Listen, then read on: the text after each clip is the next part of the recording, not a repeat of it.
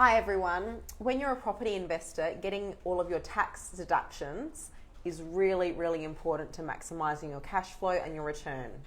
Today we're talking about depreciation, which is a really big part of your tax deductions when you're a property investor. I'm Marissa from Rise High. This is Rob from Real Property, and today we're talking depreciation. So thanks for joining us. We're also going to be taking questions and comments live, and we'd love to hear your questions and comments and feedback. Thanks for the invitation, Marissa. Pleasure to be here. Excellent. So we're going to get into it. Today we're going to drill right into depreciation, what it is, why you need it, how to sort it out, so that you can make sure that you're maximising your deductions with your investment properties. So Rob is the depreciation expert. Thank you. So we're just going to start with the basics. Can you just explain what depreciation is as a starting point? Yeah, really good question. I suppose that's always get an understanding of what depreciation actually is. And I suppose the simplest way to talk about depreciation is just to understand depreciation really is simply wear and tear that occurs on an investment property. As we get a tenant inside an investment property, the tenant is paying some rent, reducing income, what the property investor would pay tax on. To offset that taxable income, the ATO allows you to claim what we call wear and tear, hence depreciation. So depreciation is really just recouping that wear and tear back, what's happening to your investment property. Yeah, so the thing that I love about depreciation is it's obviously not a real cash expense. So you're actually not having to pay for it each year, but it's still allowing you to deduct. You're still able to have that deduction. Exactly. So we really is one of the deductions you can actually claim without actually paying for it. Without spending the money. Yeah. Besides obviously once the initial report's done, it's an ongoing tax deduction without actually outlaying the money. So you just mentioned report. So let's talk about a depreciation report, or some people refer to it as a depreciation schedule. What is it? What does it tell you? Is it something that you need to, how often do you need to get these reports?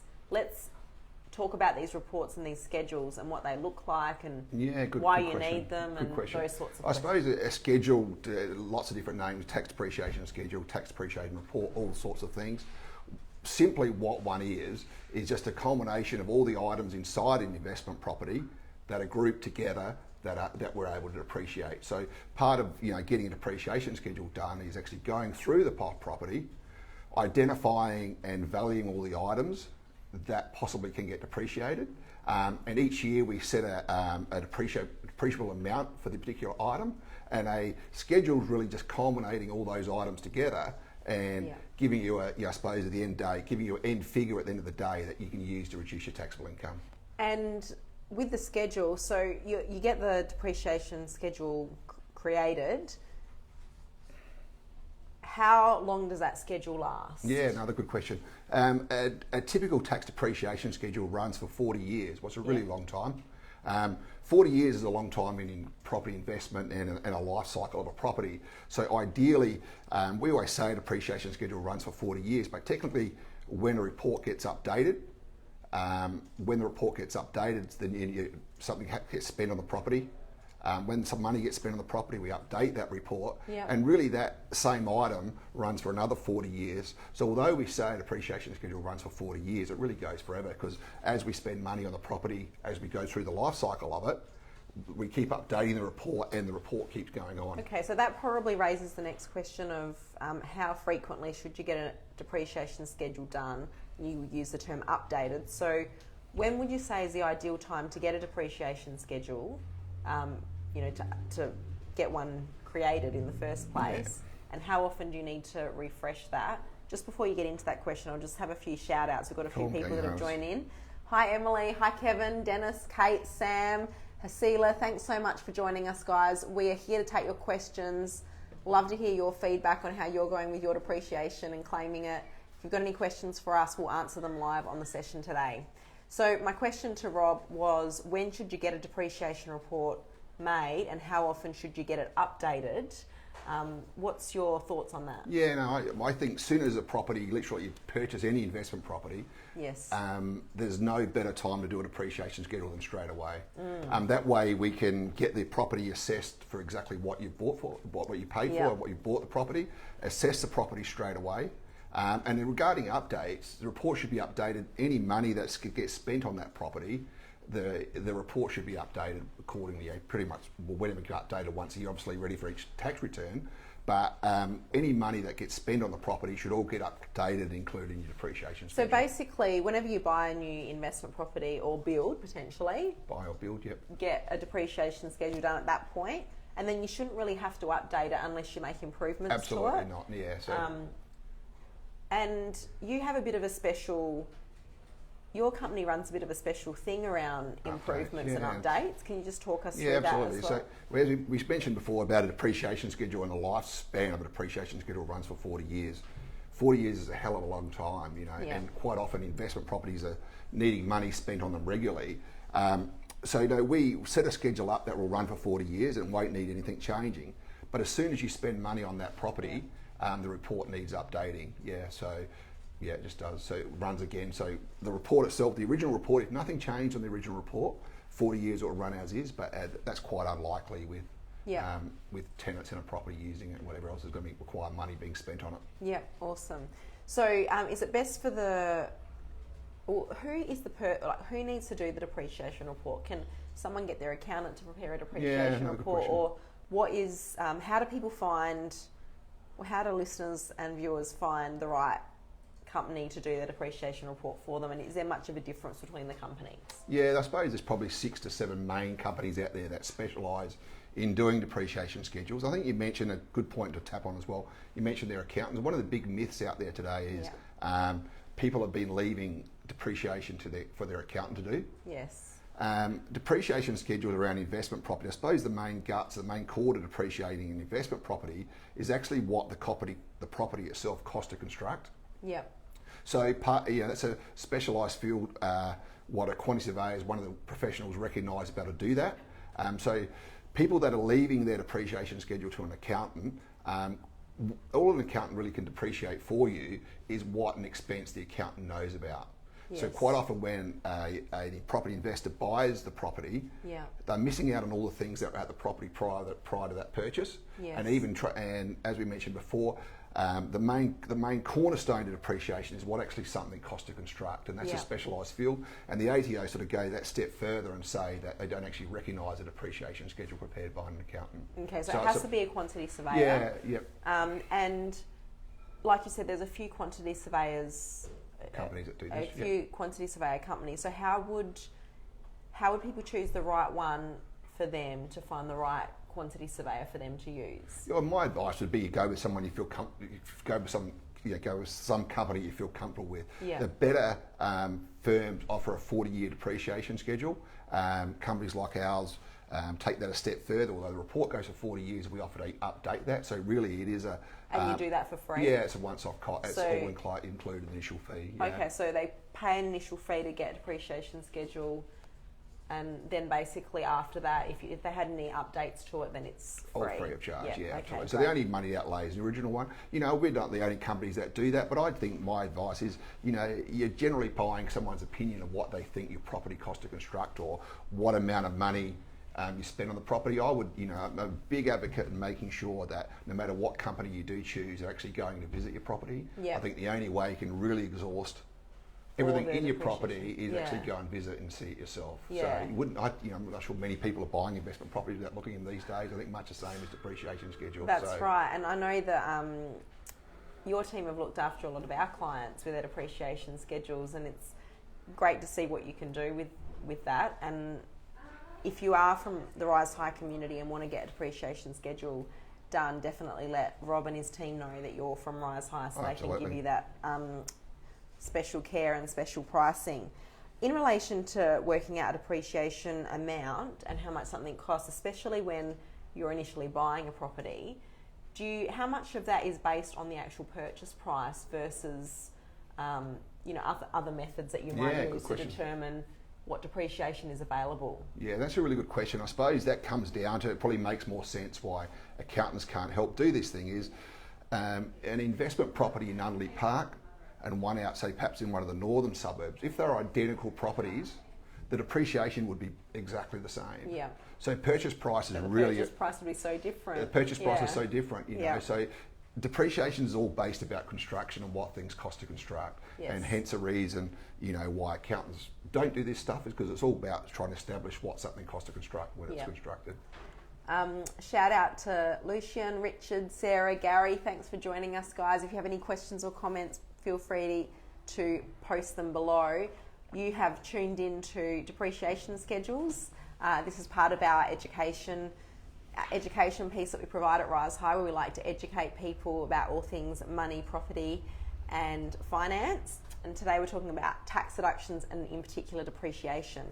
I'd like to drill a bit deeper, Rob, into what types of things can be claimed, because I think there's a little bit of a myth out there that old properties don't really have a lot of depreciation, so it's not worth getting a depreciation schedule. So can we just unravel that a little bit to, it's pretty obvious to most investors, I think, that for a brand new property, a depreciation schedule is a must. Yep. But if it's an older property, is there value in doing a depreciation schedule, and what types of things can be depreciated? Yeah, and that's another good question. You've got great questions, Dame Russell. Well done. Really easy to answer. It's probably the easiest way to answer is what things actually don't depreciate. Mm-hmm. Okay, we'll work backwards. What things don't depreciate, and I suppose when everyone buys an investment property, one thing that always does go up, never loses value, is the land. Yes. The land prices never go up. So the land doesn't depreciate. Land doesn't depreciate. Land no. appreciates. Land appreciates. That's why we want to invest in land, everybody. Yeah, land's That's a the good secret. tip for you. Land's one of the few things that literally don't go down in value. Yes. So land's always going up. And the other thing is anything living on an investment property. So if you've got anything living, we sort of knock that down to trees and shrubs. Oh, okay, right. Trees and shrubs, Yes. and not tenants. I was thinking, what do you mean by that? Yes. Yeah, so any sort of landscaping, trees, shrubs, Yeah. lawn. Technically, your tenants in there watering them, they're growing, they're getting bigger. Depends on the tenant. Yeah, I guess, absolutely. But technically, they're meant to be growing and getting bigger and more valuable. So the only two things that don't depreciate are land and something living. Yes. So no matter what else, so everything else can be depreciated. Yeah. So, and normally the depreciation schedules break it down into, is it building and fixtures and fittings? Is that how? Yeah, can you pretty just much. talk Building. us through that? Yeah, there's three major components to Yeah. the depreciation schedule. The building's actually one component. The second thing I think is a really relevant date. What I think we talk about properties and how old they are. Yeah. February 1992 is a really critical date with depreciation and buying investment properties. February 92. 1992. Okay. I have no idea why that date, but that February 1992, any work that's been done to any investment property post February 1992 can go on the depreciation schedule. Okay. So if you've got a property that was built before 92, is it still worth getting an appreciation schedule done? Yeah, well, depending on each property is different, and to give one answer for fit all is probably not quite accurate either. But if we're looking at a lot of our work, probably a third of our work comes from properties built before 1992. So you're thinking, why are people outlaying their money getting a schedule done on these older properties? A 1992-year-old property is close to 30 years old, and it's really rare that a 30-year-old property actually hasn't had money spent on it, improving it, upgrading it. So what you're saying is that maybe the original build absolutely wouldn't have a lot of depreciation in it, but over the last 30 years or however long the property has existed, there would have been upgrades. So would you then be able to actually be trained to see what was an improvement or an upgrade? Absolutely. And the upgrade might have been done maybe 15 years ago. Yeah, absolutely. And that's exactly what you're paying your money for, or whether. So you're paying for your money for a quantity surveyor to go through the property, and what the purpose of going through the property is trying to identify any renovations that may have been done in the last 30 years. And obviously once we've been able to identify the improvement that's been done, we're then able to value that improvement. Yeah. And once we've valued it, that's when we can start depreciating it. So we've had a question come through from George about, George wants to know, I guess his question is in relation to knowing if you're going to get enough depreciation benefit back for the cost of doing the depreciation schedule. So what would you say in response to that? I mean, I'm sure there's probably a lot of people that feel that same way, where they think, is it actually worth the cost? Am I going to be spending more on getting the depreciation report done than what I'm going to get back? What are your thoughts in relation to that? Yeah, and again, without knowing George's property, it's hard to give you an accurate answer. Yeah. It's just trying to work. Part of the process, I think you mentioned about, who you'd go see with it. I'd speak to a company, get them to look at your property, so much information online now. So just like look at it online? Look at it online, Yep. absolutely. And we'd go, part of our process, I can sort of comment on what we do. We go through, we'd have a look at George's address, look at the property, have a look online, and between looking online and talking to him, get an idea of what sort of money's been spent on the property, depending on how old it is. Yes. Get an idea of what sort of money's been spent on the property, and then Yep. also, once we get a bit of an idea of that, we can, obviously, you can sort of work out what sort of return he would get. Yep. So is that sort of a free service that you offer before someone commits to actually proceeding with absolutely. the report? Yeah, we speak to all our clients. Okay, so they wouldn't really proceed with the report unless there was actually value in them doing that? No, absolutely. No, and I think like I mentioned before about firms, all the better firms aren't going to go and won't look at a property there's nothing to depreciate. But I'm saying it's really rare. It's really rare that you're getting out there. There's lots of different guarantees out there in the marketplace about, how much money you're going to get back. I'm not sure one company's going to get more back than the other one. It's really, it's just a matter of trying Well, you'd hope that they'd all get back pretty the much same similar. amount You'd and think maximise the depreciation returns absolutely. for their And I suppose clients. we're always trying to, the companies are always trying to sort of maximise their depreciation claim. It's trying to exhaust everything we possibly can. So you would think, in a perfect world, it's a bit like property, what a property's worth to buy and sell. In a perfect world, we should all be finding the similar sort of dollars. Definitely. Definitely. And you did mention before that the ideal time to get a depreciation schedule is just after you've purchased a property. Let's say we've got some viewers online that have actually owned their properties for a few years and haven't actually got a depreciation schedule. Is it still worth getting it done? And can they sort of backdate some of those depreciation benefits from previous tax returns? Do you good news. More good news. Yeah, absolutely. More good news is that if you haven't got a schedule done to date, the ATO basically let you go back and claim the last 3 years.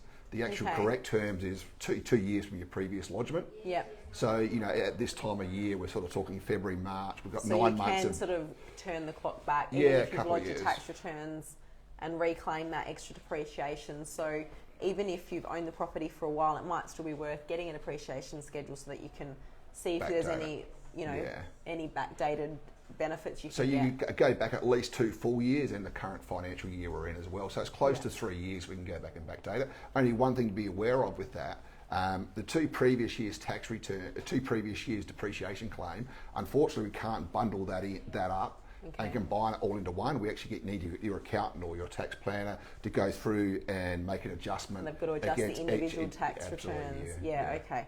It's still good though. Absolutely. If you can get a little bit of it's a free cash hit. boost. It's a free hit. Yeah, it's awesome.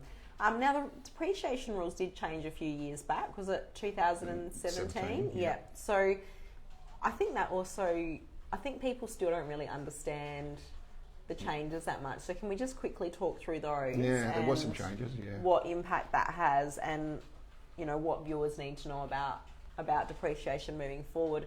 Maybe even if you predict any changes in the future in relation to depreciation, because I think it's important for people to, be aware of that if they're planning to make a purchase and one of their considerations is depreciation. Yeah, you worry, or I personally worry when you see, real estate prices skyrocketing like you see to now. Yeah, quite prices are going crazy, often the government sort of look at trying to how we can slow down prices, and they look at investing and all that sort of stuff. But I suppose I'll just answer your second part of your question first. I don't see any for sale changes, immediately. And what did change in 2017 was what was really aimed at just mum and dad investors. Yep.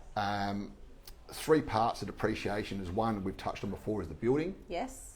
And that has the longest. That's like a 40-year it's got a 40-year depreciation claim. Depreciation around depreciating the building works didn't change. Yep. So that's always stayed the same. Stayed the same, no change on that. Depreciation on the improvement section, again, so we mentioned that February 92 date. Yes. Any work done for that, depreciation on all your improvements didn't change either, that changed. Yeah. What did change though was the way we handle depreciation on your fixtures and fittings. So the plant and equipment item. So let's just explain, what constitutes a fixture and fitting? Yeah, fixture and fittings, carpets, curtains, cooktops, ovens, hot water service. Yes. What the ATO changed was if those items are second hand when a property investors purchase the property. So if you've gone and bought a 10-year-old property, technically the carpet and the curtains and the cooktop are second hand. If those items are second hand at the time of the purchase, those items are still depreciating and losing value. But instead of claiming that value back each year, what we're now required to do is pull that value. So we build up the value every year. So we build up the value from the carpet, we build up the value from the hot water service, we build up a pool. Yeah. Then when the property changes hands, when the property gets sold, we then use the value of that pool to offset any capital gain. Okay, so that goes against your cost base. Yeah, absolutely. When you're working out the capital gain. So you don't actually lose the benefit, it's just delayed benefit, yeah, I guess. So you just have to wait a bit longer to get the benefit of I that. suppose, yeah, so exactly right. So pretty much from the project to, start of the project to the end of it, it still ends up the same. We just go about it a slightly different way. And just to sort of clarify that a little bit more, it's the changes really are only aimed at the mum and dad investors. Okay. If the property was owned in a company trust or a family trust, or the property was brand new, those changes don't affect anybody. So it's only a mum and dad investor. It's only on residential property that the changes. So for property owned in a trust or a company, they can still claim the depreciation of those fixtures and fittings annually. Every year. Yeah. That's And remember, strange, isn't it? It's only second hand as well. So if it's a new property or we've gone to a property, everything can be new, depreciated. it depreciates again. Yeah. So it's only this existing second hand stuff in the property. Then when those items get replaced again, so when the carpet gets replaced, the new carpet starts claiming back annually again, and the old stuff goes in the pool. Awesome. Hi Brian, Melissa, Todd, Rachel, Paul, Mel. Thanks for joining us, guys. If you have any questions, give us a call or send us a comment in the comment section below. We'd love to answer it live for you. We did have a question come through from Susan. She wanted to know, is depreciation for a commercial property the same as depreciation for a residential investment property? So let's answer that one. Yeah, commercial, rural, industrial, all same process. Same process. Probably. So is it the same sort of cost to get a depreciation schedule? Or? Similar. Similar. The cost. The only reason commercial properties range in value much the same as real estate. Yes. Commercial property can be anything from a 2,000 square metre factory to a little 90 square metre office. Obviously price is a bit different of the amount of work involved, but the basic around depreciation, quite often there's with commercial sort of work, there's a little bit more, there's a few more items that we can classify as fixtures and fittings in those sort of work, so you get a really great bang for your buck with and commercial. Probably, this is a bit of a generalised comment, but more commercial investment properties probably more likely to be owned in company and trust structures, which means that the fixtures and fittings could be claimed again as well, rather than having to offset the cost base when you sell the property. So that's good. We also had another question come through. I'm just looking at this. Sally wants to know, what's the biggest myth regarding claiming depreciation? Yeah, good question, Sally. The biggest myth, I think there's two biggest myths, there's probably two of them, hard to have one, but one of the biggest myths is what they leave this to the accountant. People always understand. Yes. People always understand their accountants claim their depreciation. Yes. I think the thing to bear in mind, an accountant can only depreciate what they know about. We speak to investors all the time, and one of the things they're always saying, like, I see depreciation, my accountant's claiming me something every year. All your accountant is actually claiming you is something that you've actually already spent on the property. And something that you've given them receipts for. Yeah, absolutely. So that's something. I've bought a new hot water service this year. I've been claiming that as we go through. So they're seeing some depreciation, but what they're missing out on is all the stuff before there. Yes. And the other big myth is, I think probably the main one is, my property's too old to depreciate. Unless it's new, there's nothing to depreciate. That February 1992 date's a really critical date with depreciation. So it's really rare you sort of think about, what's there to claim. It's really rare that you sort of have an investment property that actually hasn't had work done to it post February 1992. Yeah. And if it's had work done to it post February 92, we can value that and put that on the board. Yeah, that's two really good points. And that just raised another question for me, that you spoke before about doing upgrades when you're doing upgrades to your investment property to actually get your depreciation schedule updated, and you said that that's something that's a free service that you provide for your clients once they've actually done a depreciation schedule with you. But to what extent, how often should they contact you? So I'm an investor. If I'm replacing a hot water system that goes, or if I'm doing, repairs and maintenance to fix things that are already there, is that something that triggers me coming to you to get my depreciation schedule updated, or does it have to be an improvement to the property? So what sort of work is it if I spend $200 putting a split system fan in? Like, what sort of work constitutes a substantial amount of work to warrant upgrading the depreciation schedule versus just giving the receipts of what you spent to your accountant? I think you've asked two good questions in the same one there, Melissa. Thank you. I do tend to One- have one those is, multiple chain questions. One is the repair. You mentioned something about repairs and improvements, and I think Yeah. that's a really. We'll touch on that initially. If it's an improvement to a property, Yes. if it's had a coat of paint, if you've gone through and improved the property, the ATO are pretty clear what they classify as an improvement. If it's been an improvement to the property, it needs to go on the depreciation schedule. Right.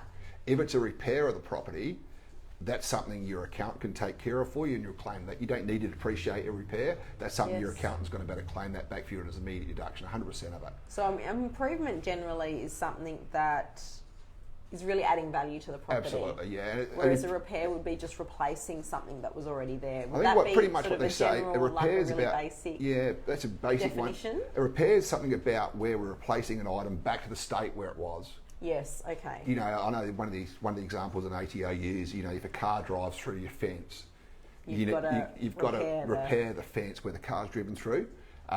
Second question, where if a fence has been deteriorated and falling apart, you've replaced the fence, it becomes an improvement. But my advice is always to speak to us. We follow all our clients up once or twice a year, and we follow them up and see whether they've spent any money on their property. If they have spent money on the property, we're really clear with them, communicate with them actually what's actually improvement, what's an improvement we put in the report, and what's a repair. We let them know as well, and that information needs to go. That's such a great service. I love that you do that, because I feel like most quantity surveyor firms, they sort of just do the schedule and that's it. You know, you don't really absolutely. sort of hear from them after that. So it's really good to have a quantity surveyor firm that has a sort of the same customer ethos that we have, in terms of just regularly checking in with clients, even though there's no further payment for your work, just to actually help them to make sure their depreciation schedule is always up to date. And just to finish on that bit, Yeah. a repair and improvement, it's quite grey and it's a bit murky as well. So quite often some external advice is just to make sure that's all, how you claim it correctly is also important as well. Just asking the question. Absolutely. Yeah. We've had a question come through from Dennis. Is replacement of a fence able to be depreciated, and should it be halved with neighbours? That's a really good one, Dennis. Thanks for the question. Good question, Dennis. Well done. I suppose you can only, first thing is you can only depreciate, whether it's who paid for or whatever, you can only, if you've owned the property while the improvement's been done, Yes. you can only claim back what you've outlaid yourself. Right, so if you spend the whole amount, like if you actually pay for the fence to be repaired and you pay 100% of that cost, does that mean that you could depreciate 100% of that cost? Yeah, absolutely. So you can only claim what you've outlaid. Yes. Probably lots of things, we've touched on before about repairs and improvements and, what's been spent on the property. The ATO are really clear. You can actually only claim what you've outlaid. A lot of people they go buy an investment property, they spend their weekends out there patching up the walls, giving a coat of paint over it. Technically, we can only claim for you what you've outlaid. Unless you're in the business of painting and produce an invoice. We can only appreciate what you've outlaid. Okay, so if you've shared the cost with your neighbour, then you can only claim what you've outlaid. So would that be a repairing that fence? Would that be something? Would that be something that would just be an accountant thing, where you just give the accountant the receipt of what you've spent? Or would that be something that would warrant updating the depreciation schedule? No, that would be an improvement. Without knowing how the fence got replaced, but I imagine if it's between two neighbours, it's just an improvement between the two properties. Yep. That way it's really replacing the fence. I can't see how the fence... Yeah, my take would be it's an improvement, and that would need to go on the depreciation schedule. So you'd put that in the depreciation schedule? Absolutely. Okay. I think we've gone through all of the questions. Is there any other tips that you wanted to leave our audience with, Rob, that we haven't already covered off on, that you think are really important for them to know? Yeah, no, I suppose the only thing we've sort of touched on a little bit through the day was, when you are buying, people always... I'm not one to advise of what's a great investment, what's not. Yes. No doubt the newer the property we buy, the greater the depreciation claim, but Yes. don't just we get people all the time looking to buy new for investment. Yeah. There's lots of depreciating older properties. I'm not going to give advice of what's a great investment and what's not, but don't be turned off older properties because of the lack of tax deduction. If they've had improvements done to them in the last 30 years, quite often there's significant deductions in there. So my advice is to speak to, give us a firm or give us a call or whatever, and we give you some ideas of what likely returns there would be out there as well. And I'm sure other firms do the same as well. I really love that because I love to invest in older properties, and I think people do stay clear of the older properties because they think there's more depreciation in the newer ones, which is absolutely true, like you said. But I'm glad that we've demystified the myth about no depreciation in older properties today. So it's been really helpful. Thank you. Thank you so much for joining us. So we will have Rob's details in the post, and we will have a blog post up on the website that you can get more information and get in touch with either Rise High or Rob and his team to ask any more questions that you've got in relation to depreciation. As always, we're here to help you achieve all of your goals and empower you through education. So please reach out at any time if there's anything we can do to help you. We would love to make those dreams come true. Thanks for tuning in today, and we will see you again next time at Rise High TV. Have a great day. Bye.